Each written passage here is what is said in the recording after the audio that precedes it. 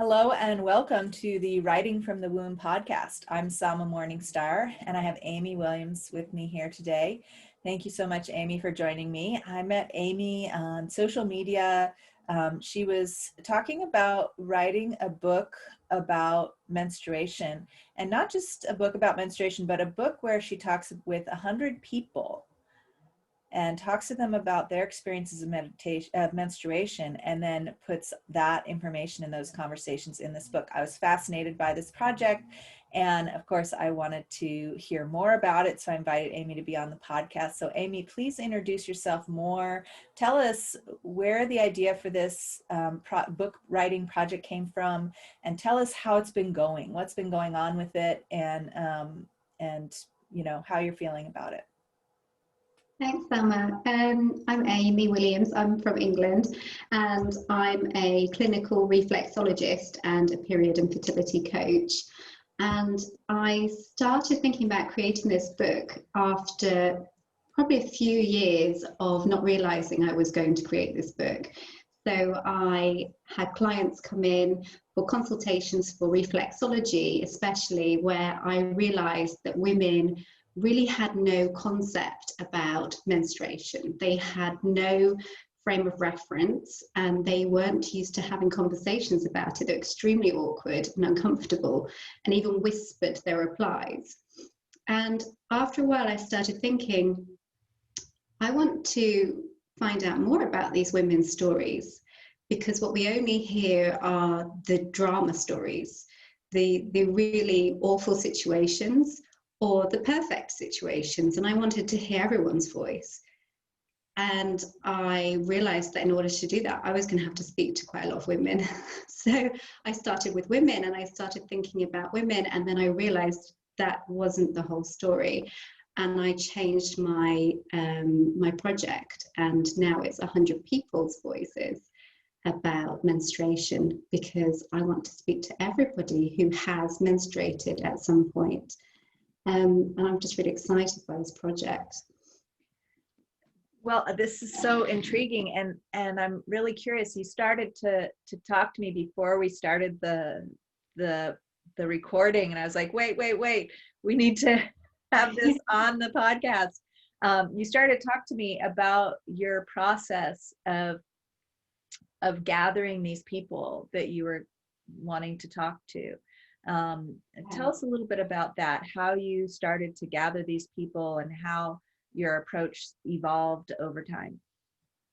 What I didn't tell you, Summer, is that I actually came to the idea of speaking to 100 people when I was on my bleed, which I don't think will surprise you at all, because it was like this. I literally woke up one morning and in my head was this very strong pull to do this. And it wasn't coming from my head, let's tell you that. It was coming from somewhere much further down. So I picked up my phone impulsively, and I wrote a Facebook post that just said, on my personal page and on a clinical reflexology forum, just 2 posts. And it was, you know, I want to have 100 conversations with 100 people about periods. Anyone interested in doing it? And I thought I'd get, like, in 5 hours, I got 90 people approach me, and I had to turn off the notifications because I was just totally overwhelmed. I couldn't deal with the number of messages that I was getting. And I was blown away, like completely blown away by the response. But I became really aware that most of them were like me. I'm white, I'm middle class, I'm in my late 30s, I'm cis, and they were too. And I started thinking, right, okay, actually, I don't want 90 people just like me. So what I've done is I've really narrowed that down, and now I'm purposefully trying to get a much more expansive collection of people, more representative. And so how are you going about that? Well, what I'm doing is I'm being mindful of who I don't have, and I'm targeting groups at a time. So I was really aware, for example, that although I had quite a lot of women who were perimenopausal, I didn't have any women who were postmenopausal. So I started talking to my mum. She's in her 70s. and started speaking to her about some of her friends who might be willing, which I was very nervous about, because I was really aware I was going to revert to being 13 years old again and get all giggly about talking to my mum's friends about this. But they've been so receptive. It's been awesome. They've just been like, yes, bring it on. I want to talk about this. Wow. And then I was really aware I didn't have the teenage voice. So I started approaching people who I knew had daughters of that age group. And I've been speaking to some of those just in the last week. I spoke to one today, actually. And then, yeah, I'm just aware of who I've got and very slowly doing a few more and then just seeing where else I need to go. And mostly it's about me talking to the people I've already spoken to and asking them if they have anyone they know who fit into a demographic that I don't already have. Mm-hmm. Wow. And so I'm really curious about what are some of the surprising stories that you've heard from people as you were talking to them? What were some of the stories that you said, wow, I didn't know anything like that was going to be in this book? You know what I think was quite interesting is, first of all, I was really surprised how different every story is. Even for people who have on paper the same experiences, like maybe they had endometriosis, or maybe they had a broken family and they ended up having their first period at their dad's house or whatever, their experience will be completely different. So it shows that we can't generalize about menstruation. We can't generalize our approach at all, because every person has such a unique story to tell.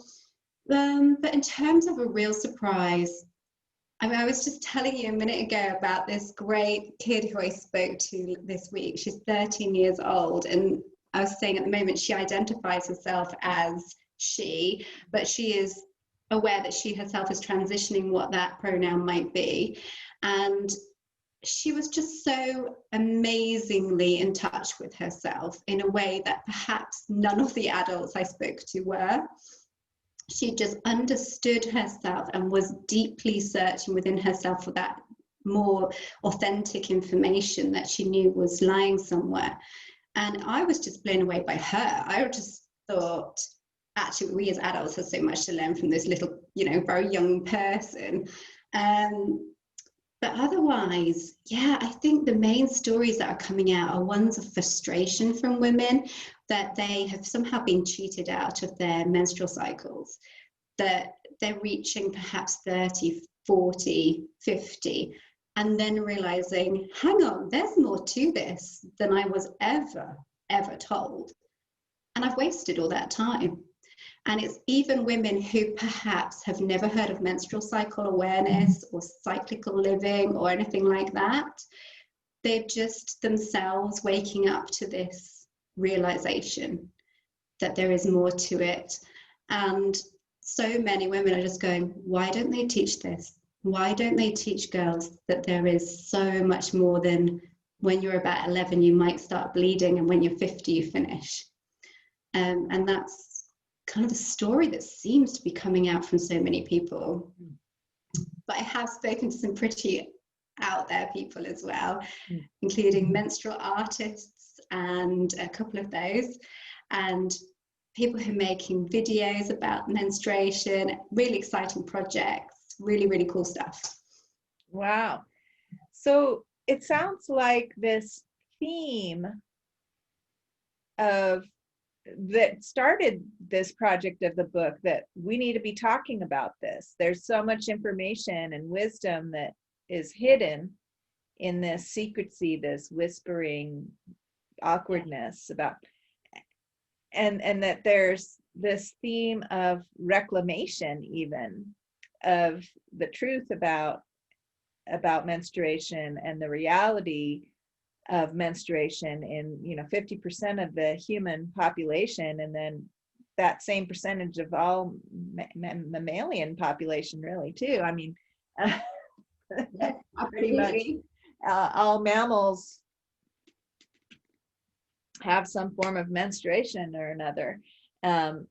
And so that just this basic fact of life, but also with humans, there's also this rich, and I'm sure with animals too, there's this rich inner experience that if we're not taught is available to us, we might not recognize it or even experience it. There's so much numbing that goes on with all the shame around menstruation that we're just not even knowing to look there, or to even recognize that, oh, that gut feeling that we have every once in a while, that maybe we listen to and maybe we don't. And then What you all said that. about money, but so many women I've spoken to have been on the pill since they were in their teens as well. And then there's that. Mm-hmm. So I'm sure you're getting all kinds of stories of that are like that, where there was some imbalance going on. I mean, why were they on the pill? Was it just to prevent pregnancy? Or usually the stories I get is that their menstruation had become really disruptive to their life in some way. And instead of looking at what could be healed or remedied in their biology and in their life to bring a balanced biology to a menstrual cycle and have that menstrual cycle come into balance, what they're given is the pill, which just completely overrides and tricks the body into thinking that it's pregnant, that tricks the womb into thinking that you're pregnant. So then you don't have actual menstrual cycles. You may have a little bit of breakthrough bleeding every once in a while. And so it's just this like tricking the body and tricking us and disconnecting us from those deeply powerful rhythms of life. And it's just another disconnect. I mean, our society as a whole tends to be, our traditions and stuff have gotten so separated from nature and the rhythms of nature. And it's part of what I feel is the root of much of our suffering, is that disconnection. And it starts with the disconnection from menstruation, I feel, because this is like the rhythms of nature in our very bodies and in our blood. And so I'm curious if you've heard stories or talked to people about how they may have reclaimed that connection after being on the pill for a time and then saying, wait a second, this isn't right, and coming back to balance and into a harmonious relationship with menstruation. Do you have some stories about that you've gathered? Let me tell you about Sophie. So Sophie is an artist based in England, and she's been an artist for a very long time. And she has gone on an adventure this year. So she had been on the pill and other contraceptive devices for a very long time, but I suppose, I can't remember off the top of my head, maybe 20 odd years. Had children, but went straight back on. No connection with her bleeds, used tampons so she didn't have to interact with them, very much that sort of relationship. And then she had a mental health issue, had a bit of a crisis with mental health, came off all contraceptives, and was going through a lot of therapy. And she realized she needed to completely reconnect with who she was and her core self. And then at the turn of the year, so on New Year's, this last year that we had, she bled on New Year's, and she bled midnight, kind of over the midnight, and she thought, oh, this is significant because I'm bleeding over a decade. So we're turning a decade and I'm bleeding over this. And she was very drawn to this bleed. And she woke up the next morning and she went into the shower and she took with her a piece of fabric that she'd been doing some leaf prints on. She took this piece of fabric and she bled onto it. And she spent time just observing the blood flowing onto it, observing the way it moved into the fabric, and even recorded it a bit on her phone, and then kind of went, I have no idea what I'm doing here. I feel very strange about this. And she closed the piece of fabric up, tied it up. she kind of tied it up like a little baby, she says, that's her description, and then put it in the airing cupboard. She didn't want to dispose of it. She wanted to come back to it, but she didn't really understand what she was doing, and she felt a little bit funny about it. So she put it in the airing cupboard so no one else would find it, but she knew where it was. And the next day she felt that she wanted to add more to this piece of fabric, so she did. And so she started doing a few things to do with her menstrual blood, and she wasn't sure what she was doing and why. But as an artist, she decided there needed to be some rules about what she was doing. To create art, there needs to be purpose. So she decided that every time she bled, she would do anything, she would honor anything that came to her during her bleed. And she meant artistically, but her life has developed from that. So she started with art, which for her is core to her being anyway. And she has created, she's created so many projects, basically. She has a tea towel at home, which has a quote from Winston Churchill from the war years about his blood, sweat and tears. And she was like, well, why is his blood so valuable and my blood's not? So she made her own tea towel that she wrote with menstrual blood about her blood as a woman being valuable. She created a 1950s, kind of the Stepford Wives style dress, but made it raw with all the frayed hems and everything else, and put menstrual blood onto that. She's done this great project where I don't remember the name of the piece of art. It's the most expensive piece of art in the world, and I don't know its name. But they think Leonardo da Vinci, where it's Jesus holding a goblet of wine and a book. I guess it's the Bible, and it's worth millions and millions and millions. And she made this kind of video montage about how ridiculous it was and how women's art isn't valued. And she calls herself now the mother artist. And she created herself as Jesus with her menstrual blood in the goblet instead of the wine. And she created the selfie from it. And she said, my selfie has the value of essentially the same value as that. I'm putting the value on it. I am the most expensive mother artist in the world.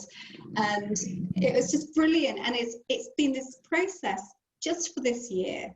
And it's been for her about this reconnection with herself, and the way she's done it is through her art. But essentially what she's done is she's honored anything that's come to her during her bleed. And it's just incredible. And she just goes, I can't believe I'm doing this. I wouldn't even touch it. Oh, and she hand sanitizer. She was inspired by people washing their hands in hand sanitizer. She collected her blood in a moon cup. And one morning she literally washed her hands in her blood over a piece of paper, just spent the time feeling the textures and everything else. And then little flies came along and landed on the blood on the paper, and they were leaving little fly footprints. And she just watched them and realized this is a connection with nature. And this is this cycle, and was just fascinated by it. So she now has it framed in her room. I've seen it, she showed it to me. So there's all these things. She's realizing this cyclical nature herself, and she's read Wild Power now. She's read Wild Power, and she understands there is more to it, and she's really fascinated. But she's created this journey herself. Amazing. Yeah, I've had numerous conversations over the years of focusing on womb-centered healing and having a podcast and hosting summits of how these wisdoms, this honoring of our menstrual blood and menstruation and its connection with nature, it arises naturally within us. And that there's a lot of people out there, myself included, who are making trainings and apprenticeships and temple journeys and things like this available, mystery schools for people who want to enter into some kind of an organized program with others to explore these things. But my experience as a leader in that arena is that everyone has their own unique journey, and recognizing that becomes really important, because it would be, I think, it would be just more of the same thing if we were to say, oh, this is how you do it. Yeah. And everybody has to do it this way. This is how you discover and reclaim your menstrual. No, everybody has their own unique journey of reclamation and discovery. And it's quite a tricky thing stepping into that kind of leadership, but that's also the kind of leadership that we need right now. We don't need more leaders telling us how to do things. We need leadership that says, you have the wisdom inside of you, and I'm going to be in service to your wisdom and your beauty coming to fruition, and saying that to everyone. And that's the kind of leadership. And so I feel so it's a challenge at times, because I was raised in that authoritarian leadership model. And so, but that's what is arising on its own too, is like, there's no trainings out there really. I mean, there are some for maybe there are some that have people from, people who have really gotten to the other side and let go of that authoritarian approach, and are really emulating this. Everyone has their own individual wisdom, and we're going to empower that together. That's something that's arising too. And in projects like this, where, usually when someone writes a book, they're writing from their inner knowing or discovery process. But there's so many more collaborative books like what you're talking about that are popping up all over the place. And I'm fascinated by this process of, and I'm part of one of my books that I'm writing is very similar in that, I'm having other people write about their experiences and sharing those with me, and then I'm including that in the book. So I'm really curious about your process of, it seems like this idea of writing a book after talking to 100 people, you're really expanding your own ideas and your own way of seeing things. And I'm imagining that it's quite a process for you to be wanting to create this and put this together, but allowing everything to arise as it does, as you communicate with other people. And then in your interaction with them, what comes up for you just sounds like a really rich process. What do you have to share with us about that? Well, I think it helps some of it. I have no idea what this book is going to look like, and I'm not entirely trying very hard to figure that out yet. I really strongly feel like I don't want it to be that I have a clear agenda that I try and fit the stories into. I want it to be very organic, and I want it to be something that evolves. And I really feel like it is currently evolving. Like ever since that first Facebook post where I asked women to speak to me, it has evolved massively. And it will continue to, because each story will add a layer and will add a dimension to it. It's going to be a nightmare to edit. I know, that's what I'm feeling like with my collaborative book. It's like, okay, I got all these people to write all their stuff, and now I've got to edit this, right? All in a handwritten scroll as well, because I'm having these conversations live with people like we're talking now. And I'm writing like a lunatic, and I'm manically going for it. My hand's getting into cramp. I'm thinking, I've got to read this handwriting afterwards. Because I chose not to do dictaphones. I just thought that's going to double the time. But it's a conversation. It's not a list of questions. It's not prescriptive. I only have 2 set questions. My first question is, can you tell me about your first period? And my second question is an invitation. It's not even a question. Is what else would you like to tell me? I, on purpose, am asking Menage Stories because, well, partly I think it could be its own book. I just think it sets the whole tone of the conversation for the rest of it. And for some women, it's the first time anyone's ever asked them about their first period. And some of them have forgotten its significance and realized in our conversation, oh my gosh, yeah, I never even thought about that, 3 women so far have completely forgotten it and don't remember anything about it at all, which has been interesting in itself. But otherwise, yeah, it's an open invitation, and therefore the conversation flows because it's not coming from me, it's coming from them. And then any other questions I have are just out of pure nosiness based on what they've said, kind of, oh, tell me a bit more about that. Sounds like me on my podcast. That's what the conversation's about, isn't it? It's about that real learning about somebody. And I can't learn about someone if I've decided what the conversation's going to be. Mm-mm. So, yeah, it's amazing. And every conversation is different. Mm-hmm.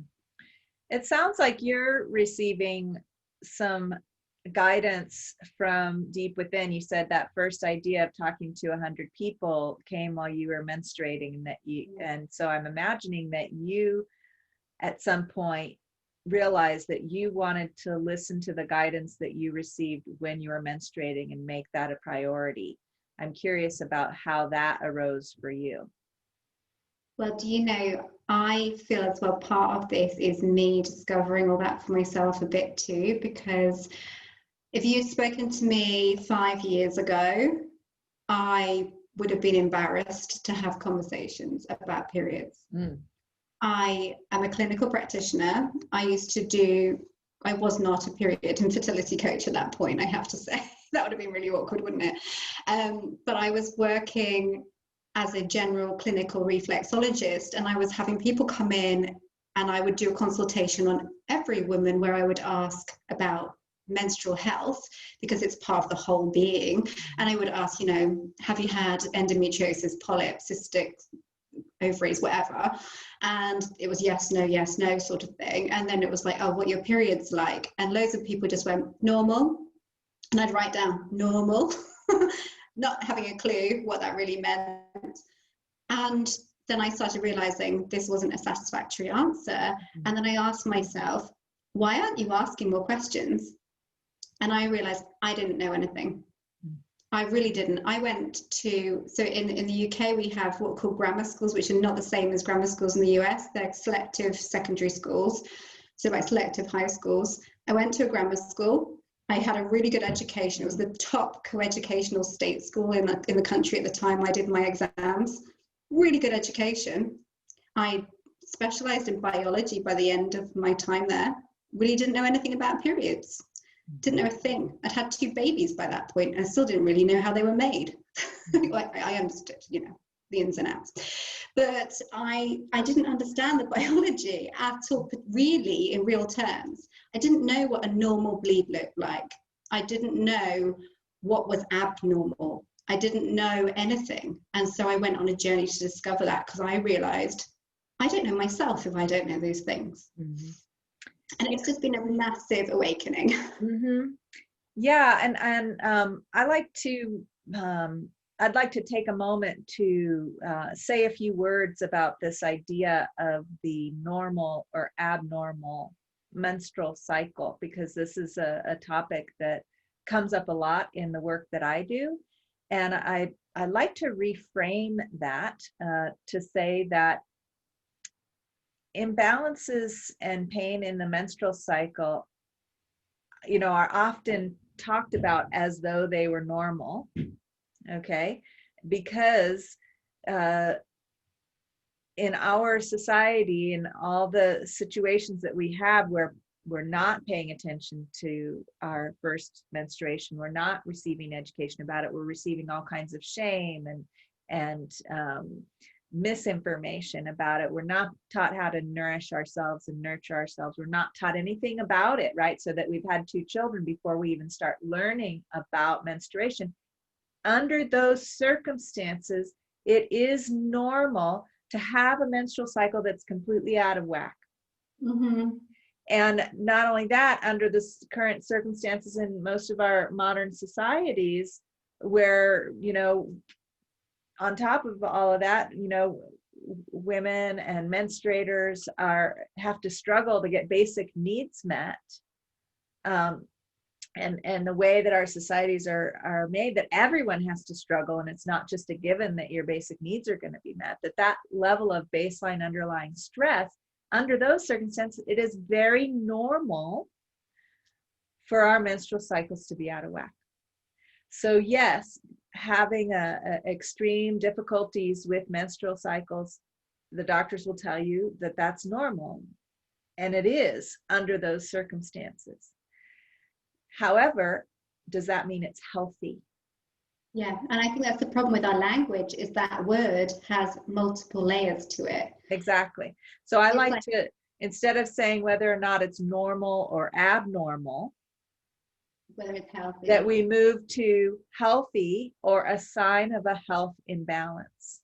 Yeah, I agree with you. Yeah. I agree with you, because what's normal is only a percentage. It's not about what it should be. Right. What's optimal.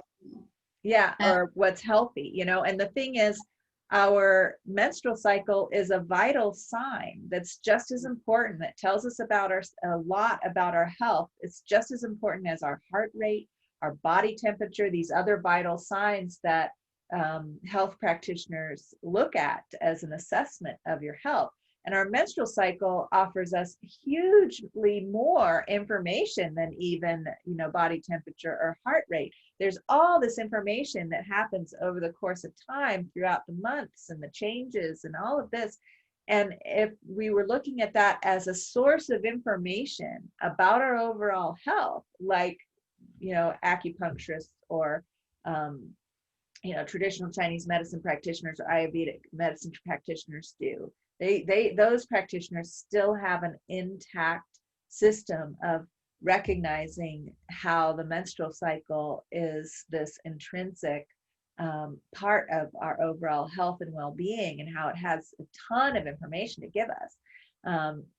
Whereas modern medicine has deliberately excluded female bodies from medical research because it complicates things, because you have to pay attention to the menstrual cycle and figure out how it works within the cycle of a person's health and well-being, and the cycles of nature. And our modern medicine is like riding on top of this system of complete oppression and erasure of information about the menstrual cycle. And so that, like with this project, I feel that women are able now, if we chose to change that, not overnight, but we are now politically and sociologically in a position to start making changes. But it has to happen at the grassroots level of women talking to women. And if we aren't having these open conversations, if we as women are not honest with our children about things, if we don't share this information, if we don't share to our best friend or our sister or whoever, then when we go to this higher hierarchy level, how can we expect them to be sympathetic? How can we expect them to have the language if women aren't sharing the language, if women aren't sharing the experiences, and women aren't putting their voices forward? And of course we weren't able to before, which just wasn't possible. But now I think we need to take that lead as a group to say, this is our voice, and our voice is really important.